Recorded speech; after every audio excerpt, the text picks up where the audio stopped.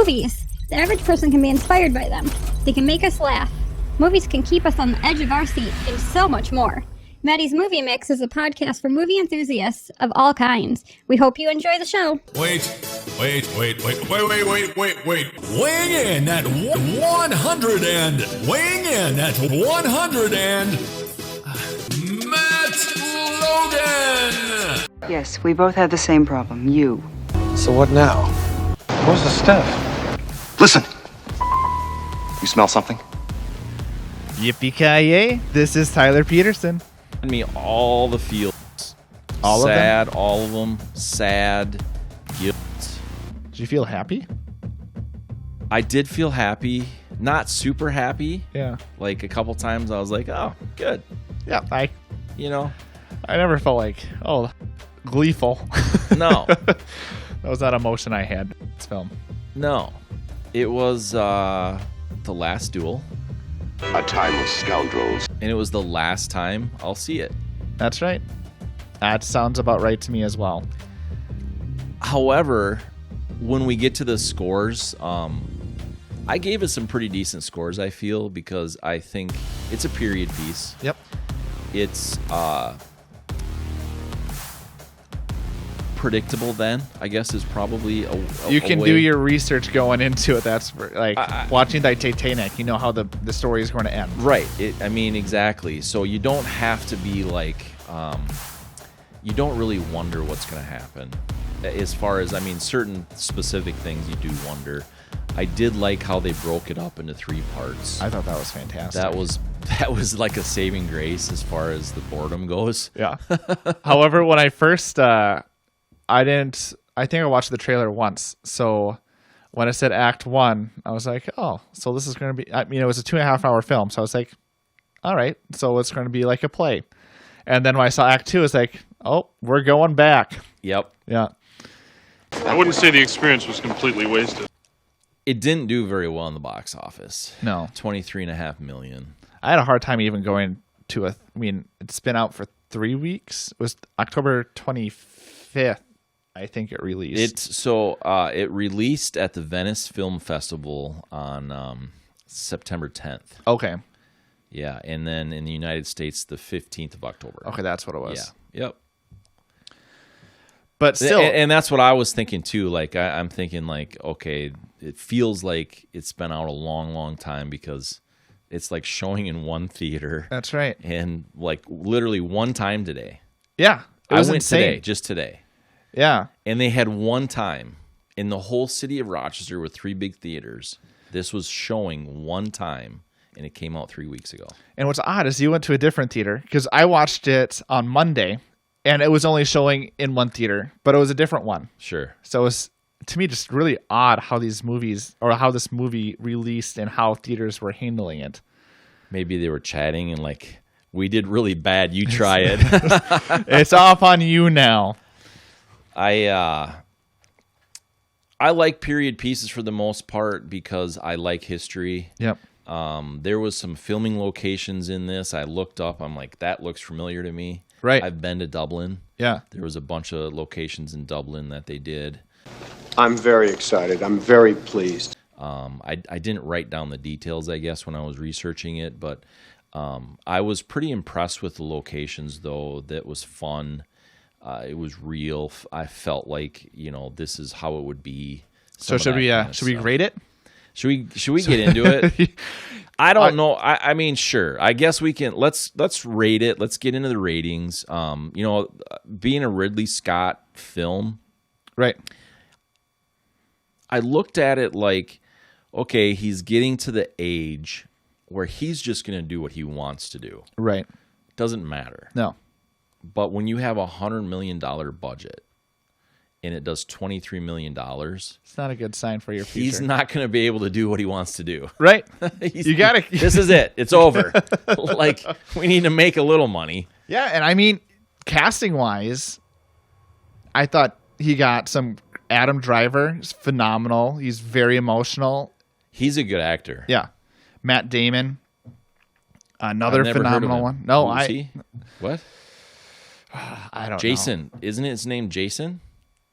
I think that's how he was born. Dun-dun-dun. Ben Affleck. I mean, there were some phenomenal actors in here, and so I mean, he had the people to be able to play the roles well. He did. The thing that was interesting, Jodie, the woman, I really wanted to cheer her on. Yeah. Like, I felt like I needed to cheer her on and, support, like, yeah, you know what I'm saying? Like, I do. I don't know if that makes sense, but because you knew the story going into it, kind of where it was at, what it looked like, essentially, not having the details, obviously. Mm-hmm. But she's not a really super front actress, I guess maybe is how I would say it. She's got a lot of like really good supporting roles. Yeah. She's been in the background in a lot of things, including Rey's mom in one of the Star Wars. Oh, really? You talk a minute. Rey's mom? We never met Rey's. Was it Rogue One? The Rise of Skywalker. She appeared as Rey's mother in a flashback. Okay. I kind of remember that a little bit. I haven't seen it since it came out. Yeah. But, which is, 3 years ago? Maybe? 2? 2? Yeah, it must have been 2. So I kind of remember the flashback. So that was Rey's mom. Okay. In the flashback. So that was a pretty, recognizable role, but not a front big actor. one. Yeah. A couple other ones that she did, but I didn't really know who she was. I wasn't, I didn't know who she was, but I was very impressed by her ability. Yeah. She did her, man, we're just going to do a brief overview of everything. Yeah. I really enjoyed because, again, it was shot in 3 acts, with the acts being the different people's, each protagonist's perspective. I thought it was incredible how the range she had on her facial expressions to be able to tell the story that she was telling in that certain act. Phenomenal. Like, I was like, this makes sense. Like, because she's acting. Yeah, she's acting in a way where she's telling this other person's truth, and you believed that her character was an accurate portrayal. So say if it was, Jean's truth about being a happy marriage, that's really how I felt during his act. You felt like she was happy too. Like, that was when I was going through the first act, oh, this seems like a happy marriage. It seems to be going well. And there's a couple little hints in there, but but that's normal. Yeah. But yes, 100% agree with you. And then you get to hers, and obviously her demeanor and aura changes, and you can really tell that from her. And I was incredibly impressed by that. Absolutely. And what I walked out of there thinking, like, I'm kind of a wuss. Yeah. Like, seriously. I'm not kidding. Like, I felt this is a powerful person. Right. This lady and what she did for that time period. Insane. Good. Yeah. And I felt like I need to stand up a little bit more for what really appears to be the right and the wrong thing to do. Right. Like, I felt, I mean, I was having flashbacks of all these things, like moments of my life, and I'm thinking, like, I should have stood up there. I should have, That's, I think, where all the feels come in on this movie, too, for me. Yeah, I texted my wife afterwards. It's like, my gosh, if there's ever a time where I do something stupid or I'm not standing up for something, like, poke me or nudge me, because it's just not done enough. It was inspirational in that way. I thought, Megan, throat punch him. That's but make sure I can still do things afterwards. Yeah, not real hard ones. So I thought that was incredible. Matt Damon and facial hair was kind of funky. Did you know that he can't actually grow facial hair? I'm not surprised, because I've never seen him like in any of the super actual baby real life. smooth. Yeah, baby face. Yeah, absolutely. He got rashes because they had to put those fake beards on him, and he had to ice his face after every scene because he got the rashes. So this man should not have any facial hair, but or beard hair. But Yeah. he took one for the team.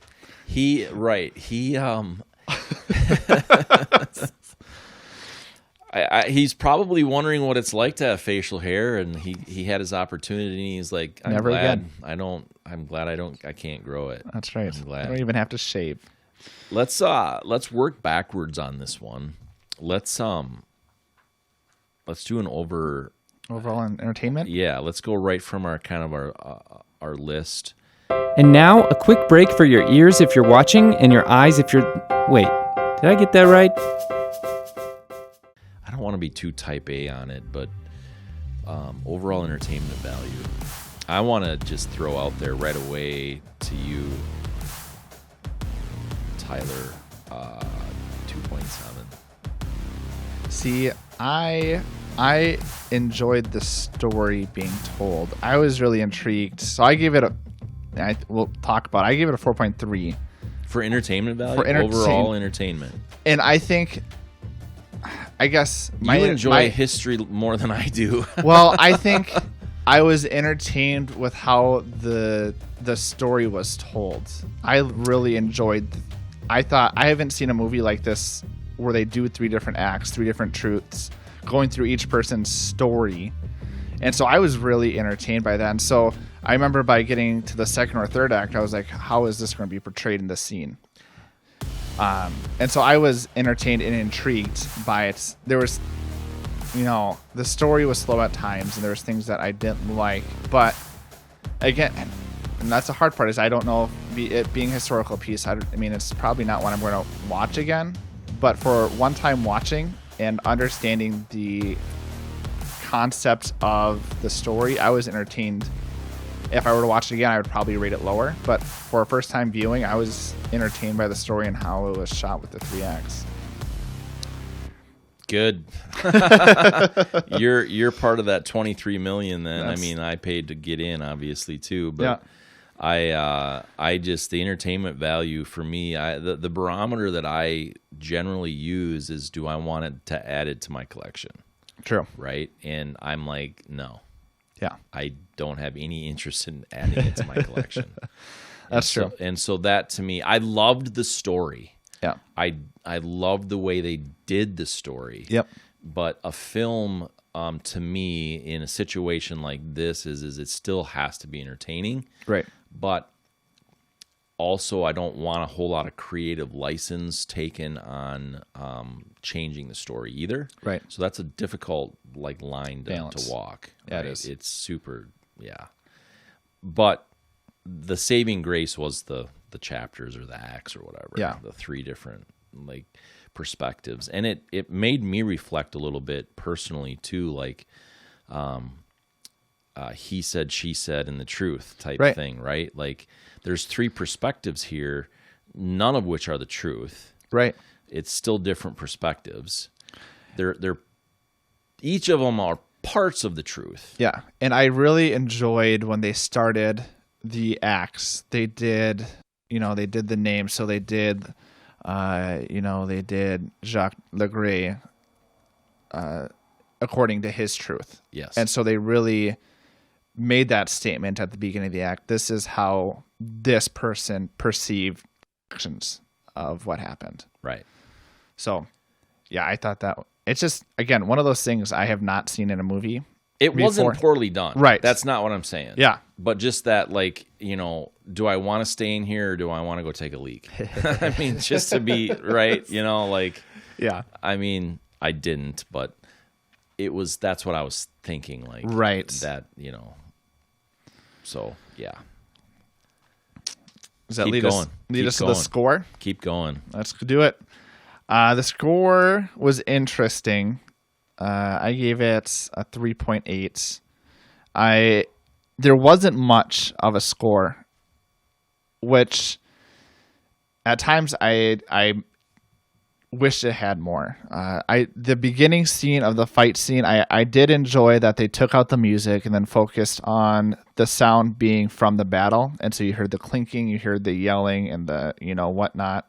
So I enjoyed that segment, but I feel like they did that too often throughout the film. And when you're not battling and it's just people talking or people having conversations, it left me wanting something in the background or for me to be pulled into the story.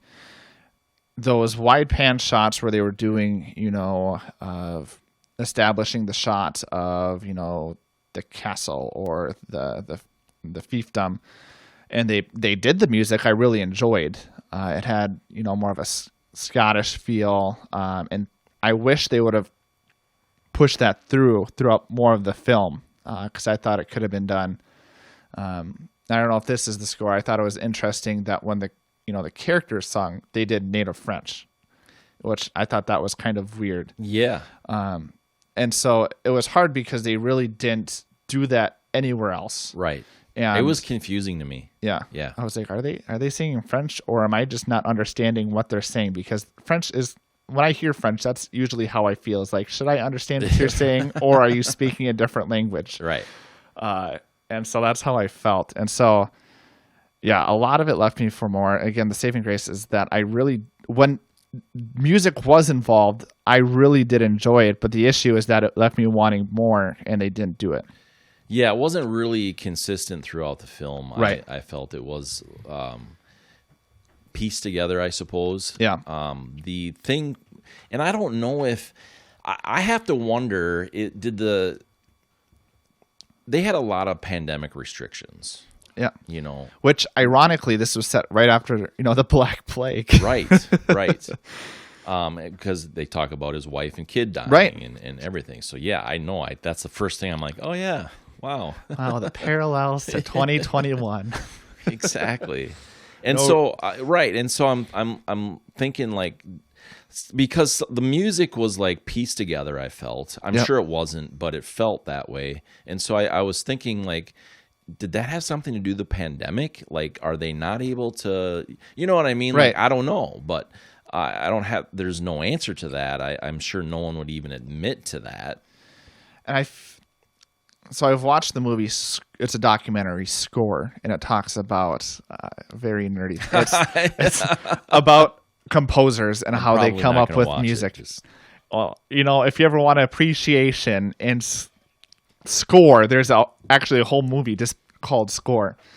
And typically, I think they have access to the scenes, which is how they develop the score, or they see certain scenes, and then that's how they develop it. And they work with the director of saying, well, where are you wanting things, and what kind of feel are you going for?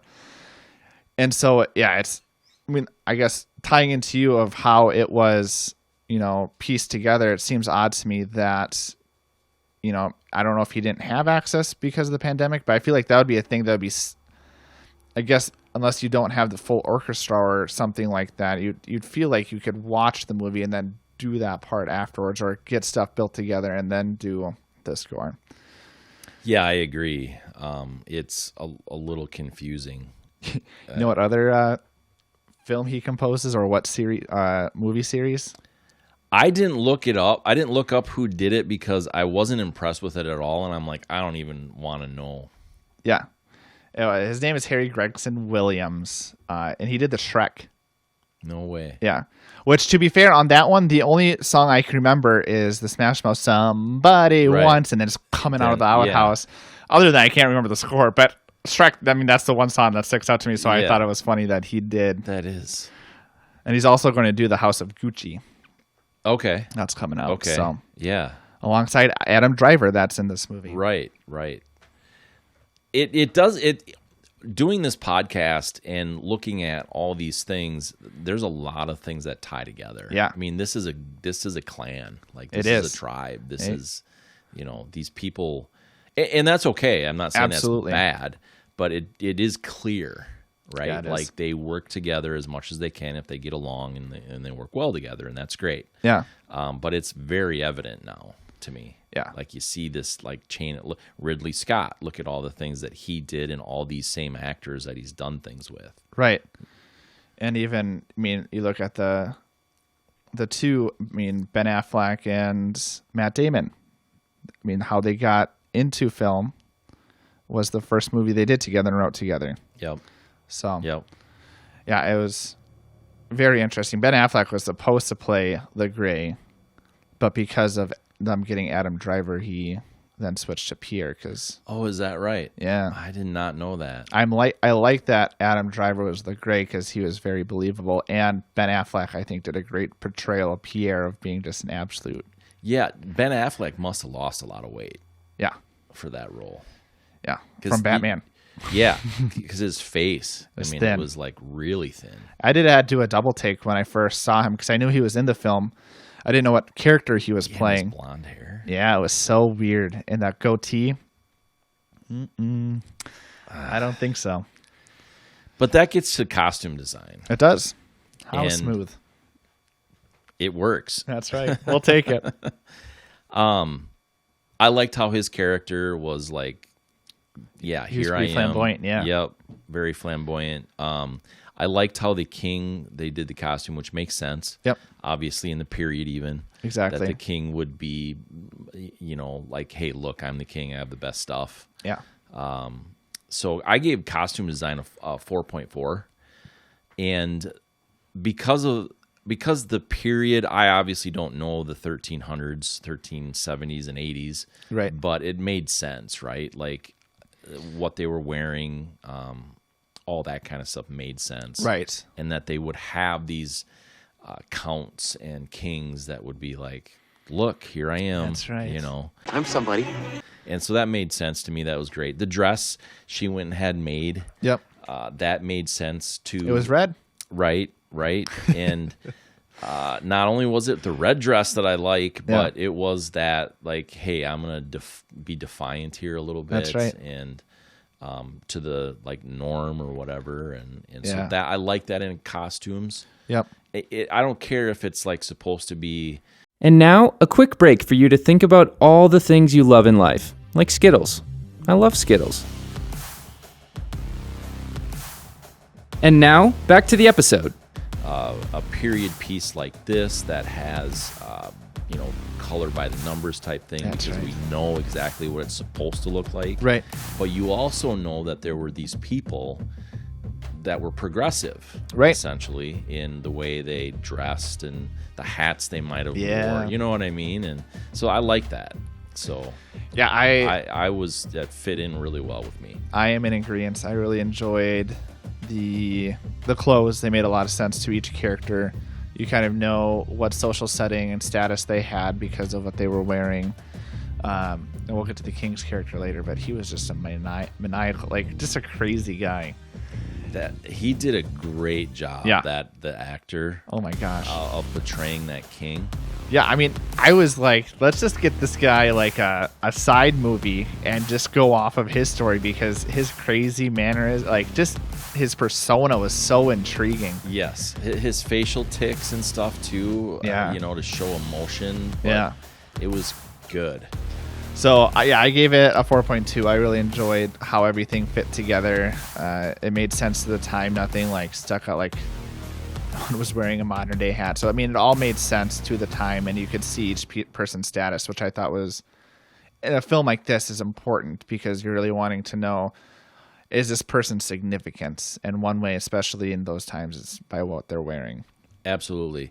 And I think, you talk about facial hair earlier. That was another sign, I think, back then, too, of like how you fit into the society or whatever. Right. And so that's probably why they made sure to have facial hair on this warrior. That's right. Right? Like, even though he couldn't grow his own, they had to make sure. Get the Gorilla Glue. Right, exactly. Remember that whole phase here, like 7-8 months ago, with people Gorilla Gluing. Oh yeah, their hair and cups to their face and stuff. It's why not? A weird deal, but it was it's totally that way. Yeah. And so that so that all did make sense. Like it just fit together very well. I thought. Yeah, I really enjoyed it. Yeah. How about them shots?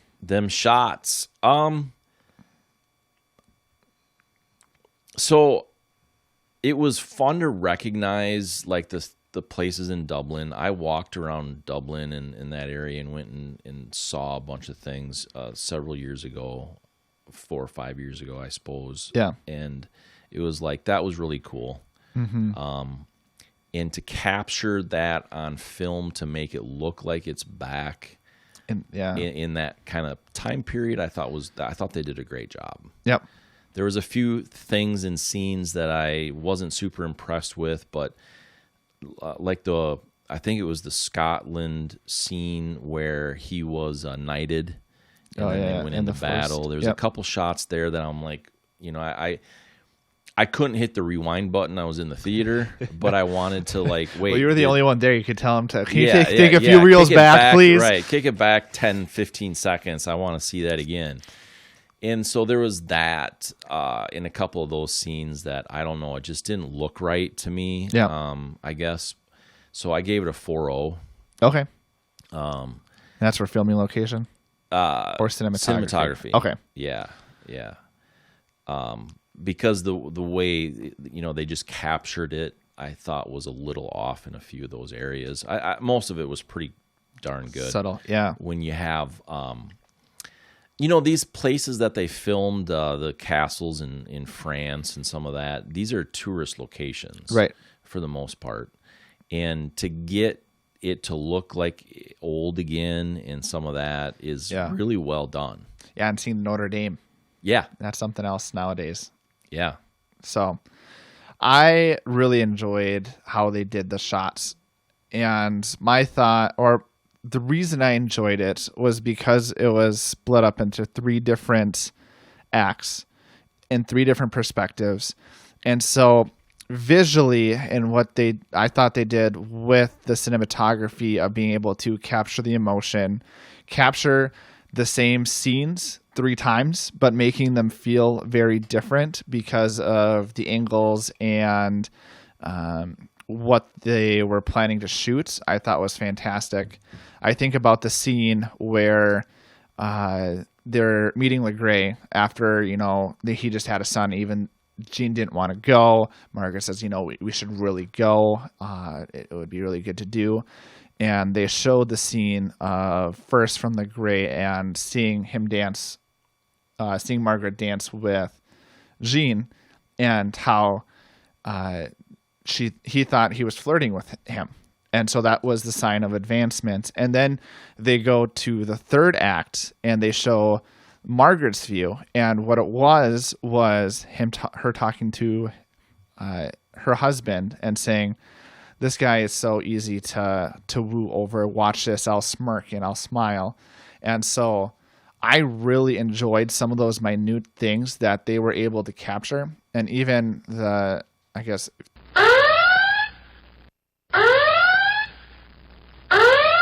spoiler, the rape scene of when Le Gris was, raping her in his perspective compared to Marguerite's perspective, and seeing her facial and stuff like that. I thought they did a really cool job of being able to capture that and make me feel that these are different perspectives. So I give it a 4.5 because I really did enjoy that. I thought it was one of the more intriguing parts of the film, and I thought a lot of it was with.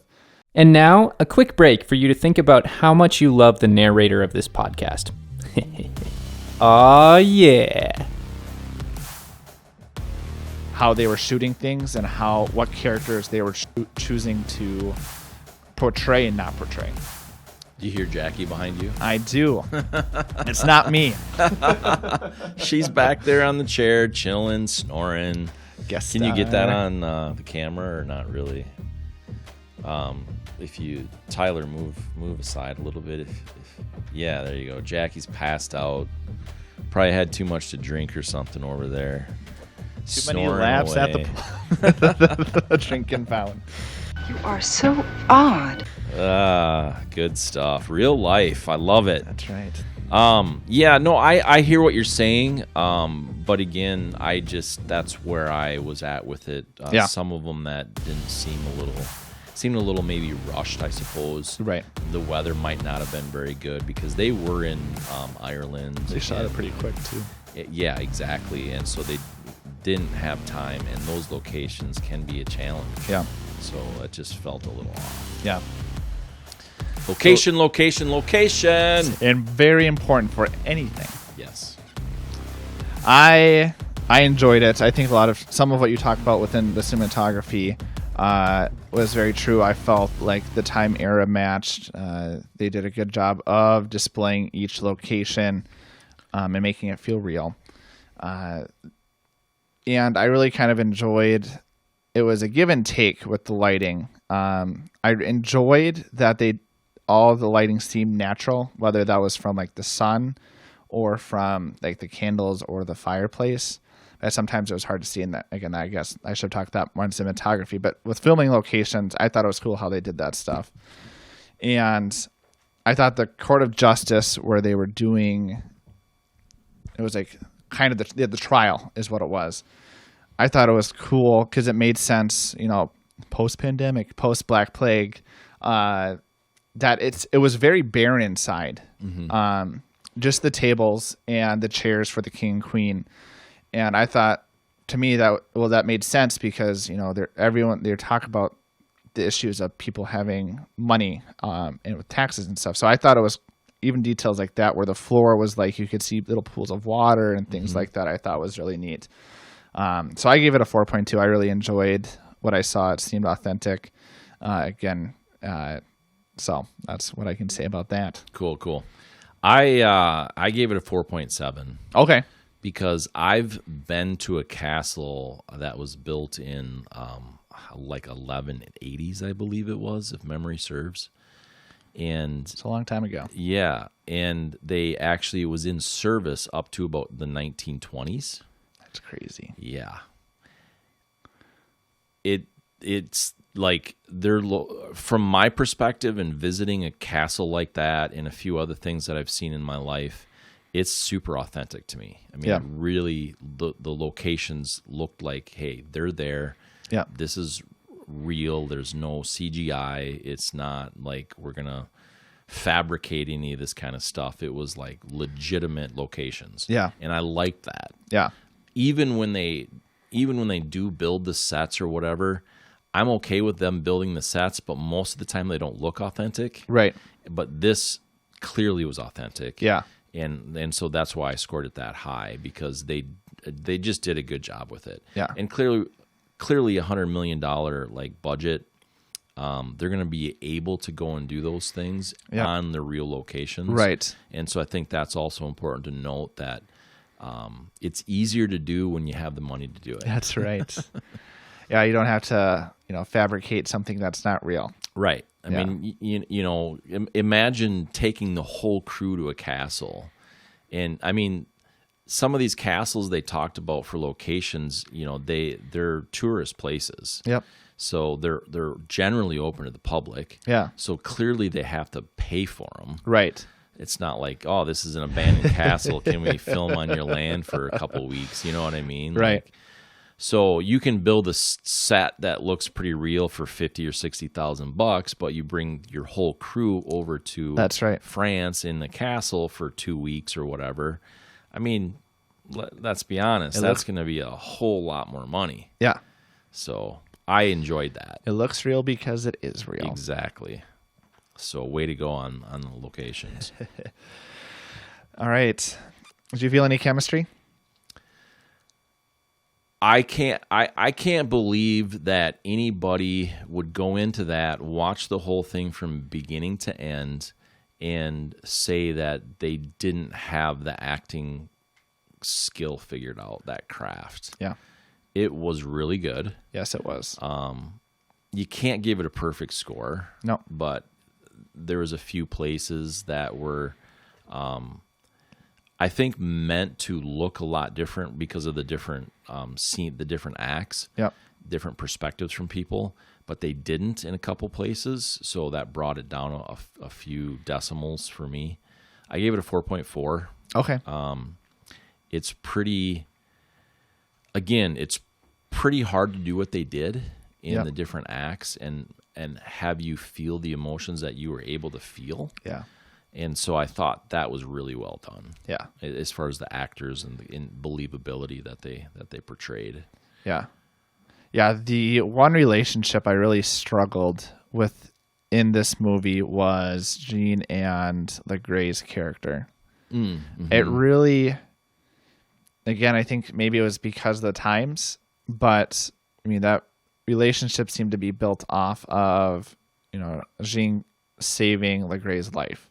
Right. And so then Le Gris feeling indebted to Jean, but really not showing it at all throughout the film. Yes. And he sort of mentions it, in I guess in passing, but right. the actual act of is not there. Yeah. The act of like feeling indebted or right. like being honorable with him or whatever. Yeah. And so even when I look at the context of that and how, they were feeling about each other, about the situation, I just can imagine after what Le Gris did to Jean, for Jean not to lash out more than what he did. I mean, obviously he challenges him to a duel and he kills him. Spoiler. But write that down. we try to do the spoiler and we get it wrong like every time. I mean, let's just say, hey, this is our 9th episode. We're getting it figured out. That's right. Thanks for joining us with along this journey with us. But if there's one consistent thing we do is we spoiler after the spoiler. After the spoiler. But I can't help but feel like he should have had more emotion in the moments of that, because he was a man of pride. Yes. And so I really struggled with that relationship and how that worked. But outside of that, I thought, Marguerite and Jean and Marguerite and the mother, Le Gris, the mother, her mother-in-law, yeah, to both Jean and Marguerite, and even I enjoyed Le Gris and Pierre. Mm-hmm. Again, a toxic relationship, but they fed off of each other, and you could see Pierre being influencing over Le Gris. Yes, and that was very evident. Le Gris, I don't think, realized that influence that was being passed over him by his friend and superior. And so I thought that relationship was really interesting. And so every other character, it was like, I'm intrigued. These stories make sense. I feel the emotion. I feel compelled to your story. So I gave it a 4.2. Again, the hardest one, I just struggled with, Jean and Le Gris, so Adam Driver and Matt Damon's characters, just because I felt there should have been more within that. That makes sense. Yeah. Yeah. Being the length of the film, I suppose, already was like they couldn't do that. Right. Like to develop that a little bit more because they already had the 3 acts. But right. Yeah. No, I got you. That brings my overall rating to a 4.0. I want to hear yours, and I want to give an overall. We talked a little bit overall at the beginning of the podcast, but I want to talk a little bit overall of how I think, like, how important this is to real life, right? Even today. So, but I want to hear your overall where you're at. So yeah, I gave it a 4.4. I thought the film was very different to anything that I have seen recently. And so the story, the narrative, the way things were shot, the 3 acts were very interesting to me. It made me think about even like just my own truth and how do I portray things in my mind about situations compared to the same situation. Like a lot of it was like just even between my wife and I, like how many times do I see things a certain way? But really, this is how she's seeing it. So how do I reach that middle ground in situations like that where we are 2 different people and we feel things differently and we experience things differently? And so I really enjoyed that, and even just my own stereotypes upon other people. So it made me think a little bit deeper, which again, it's been a while since a film has made me think deeper, for better or for worse. Yeah, as on a personal level, Right. you're saying, yeah. And again, I just the thing that I wish there was more of was just the emotion from Jean's character. Even I think with his wife, I just wish there would have been more, because he was a very prideful man. And so when things happened to him, I thought he just, again, this is my truth, I just feel like I feel like he would have responded more to some situations. But again, I really enjoyed how the narrative was told and made me think about the situation as a whole. It really, for me, it brought a lot of things home. There's a book called Those Who Remain that I read, and in that book it says, and I'm going to paraphrase this, and this has been a meme, so to speak, floating around for a few years, because the book was written, I think, in 2017 or 16 or something like that. It says, it goes something like, strong men make good times make weak men make bad times, something like that. Yeah. And I'm looking at this, I'm like, this Marguerite, and they use men as a term, not as in a male, right? As in a human, right? But it's so true in this story. I'm looking at it and like, this strong woman makes good times. Yeah. It takes people like her to change the reality of patriarchy. Yeah. Right? Did I say that right? Yeah. Yeah. Patriarchy. Yeah. And so that was when I said earlier, I'm like really cheering her on for that. Yeah. I'm like, oh my gosh, she went into this but not actually realizing the consequence, but knew the truth was important. Yeah. So. And now, a quick break. And it's not a Kit Kat, sorry. And now, back to the episode with your host, Matt Logan. In that place, I was like, wait, you want to back out? I'm trying to say this kind of, right. know, in a good way, but she's like, wait, I could lose my life? Right. I might want to back out of this, but now I can't. And so there was that part for me that I was a little bit like, deflated me a little bit. Yeah. Does that make sense? Yeah, it does. I think it was hard because the momentum was being built for that character to, I'm going to fight for the truth and for, my rights to that truth. And I think the hard part was, I wish the faltering didn't bother me. It showed me her human side of she just had a son, and living through it. If Jean dies, I'm gonna die, and this kid's gonna be an orphan. Right. So I don't mind the faltering just because of that realization. Yeah. But I wish she would have what, this is bigger than, continue to fight on of this is bigger. Right, and I wouldn't say the faltering bothered me, that just more so the, hey, if I would have known the whole consequence, I probably wouldn't have done this. Right. To me, that's, I guess maybe that is faltering, I suppose, but to me that was well, didn't you think about, what this could mean? Yeah.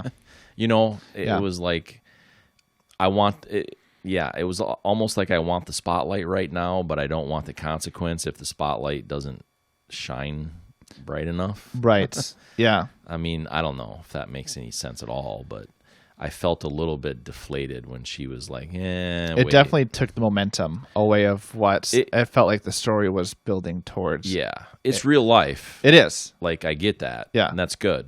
Yeah. But. I mean, if I found out I guess it would be really weird if my wife dueled somebody else and she died and then I lived, because I would be sad.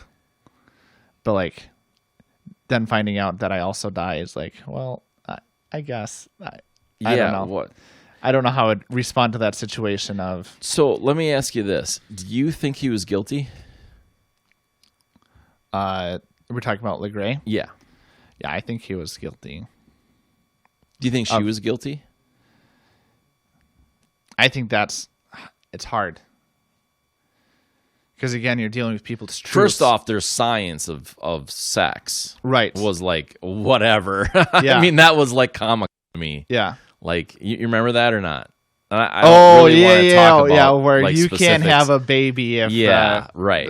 the good old so that was a little comical to me. Yeah. Like it reminds me and I hate to even bring this up, but it reminds me of what we're currently in a pandemic. Yeah. Like, we're going to know the science in 20 or 30 or 100 or 200 years from now much better than we know today. Right. Right? Yeah. And that's why it was a little comical to me. I'm like, dude, we're like right in the middle of this same thing right now. We don't know.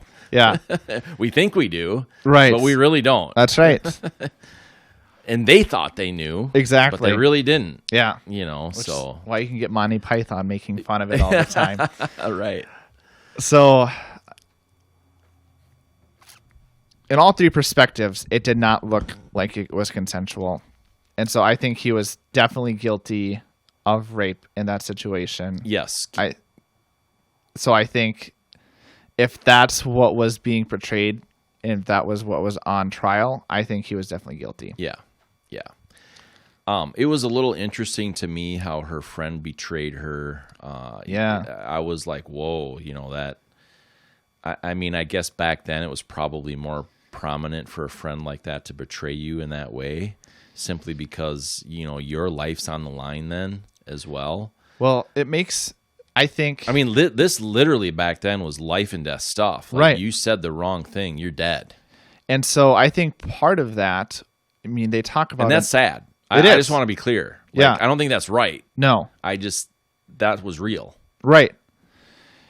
And so I think, again, it really just made me feel bad about the whole situation. Like, I'm happy we've come where we are, but like, just like the women as property, like, I think a lot of the betrayal was because the husband was like, come on, you got to say what I'm saying because we don't want to get caught up in this. Yep. And the man had control to do that. Yep. And the wife was obedient.